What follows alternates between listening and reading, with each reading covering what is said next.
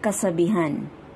Ito ang mga kasabihan ni Solomon, anak ni David, hari ng Israel, upang matuto ang tao ng karunungan at pagtutuwid, makaunawa sa mga salitang makatuturan, magkamit ng matinong kaalaman, katarungan, katwiran at katapatan, upang mabigyan ng katalinuhan ang mangmang, ng pangunawa at kabatiran ang kabataan, sa pag-unawa ng mga kawikaan at salawikain, ng mga salita at talinhaga ng mga pantas.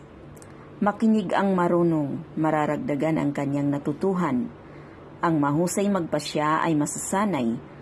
Ang simula ng karunungan ay ang pagkatakot kay Yahweh. Mga hanga lamang ang namumuhi sa karunungan at pagtuturo. Iwasang makisama sa nagsisigawa ng masama. Dinggin, anak ko, ang pagtutuwid ng iyong ama, at huwag tanggihan ang turo ng iyong ina. Magandang putong sa iyong ulo ang mga iyon at kwintas sa liig mo. Anak ko, huwag kang padadala sa panunukso ng mga makasalanan. Yayayain kanila. Tambangan natin at patayin nang walang patumanggi ang inosente. Tulad ng siyol, lulununin natin silang buo at buhay na gaya ng mga bumababa sa hukay.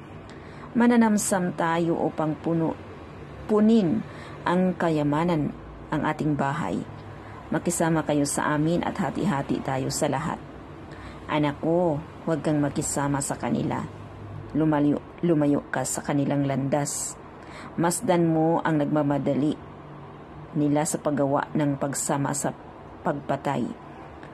Aling ibon ang mahuhulog sa lambat na makikita niya ng itatag, ngunit ang sarili ang tinutugay-gayan ng mga taong ito at sariling buhay ang inuumangan ng patibong. Makinig ka ngayon sa akin. Ang karunungan ay sumisigaw ng malakas sa mga lansangan, sa mga pamilihan at panulukang daan, sa mga pintuan ng lungsod. Mamalagi ba kayong mangmang? Ikinasisiya ng manlilibak ang panlilibak at kinamumuhian ng hangal ang kaalaman. Pakinggan ninyo ang aking babala. Ibubuhos ko sa inyo ang aking diwa at ipaalam ang aking mga salita. Kung tumawag ako at tumanggi kayong makinig, kung suminyas ako at walang pumansin, kung ipagwalang bahala ninyo ang aking mga payo at babala. Pagtatawanan ko bilang ganti ang inyong kasawian at pagkabagabag. Kapag sumapit sa inyo ang sindak na gaya ng unos at bumagsak sa inyo ang kasawian at dalamhati, tatawagin nila ako ngunit di ako sasagot, hanapin nila ako at di masusumpungan, sapagkat kinamuhian nila ang karunungan at di pinili ang pagkatakot kay Yahweh. Tinanggihan ang aking payo at hinamak ang lahat kong pagsaway. Lalasapin nila ang kanilang mga gawa at mabubusog sila sa kanilang mga pakana, sapagkat ang pagkakamali ng mangmang ay hahantong sa kamatayan.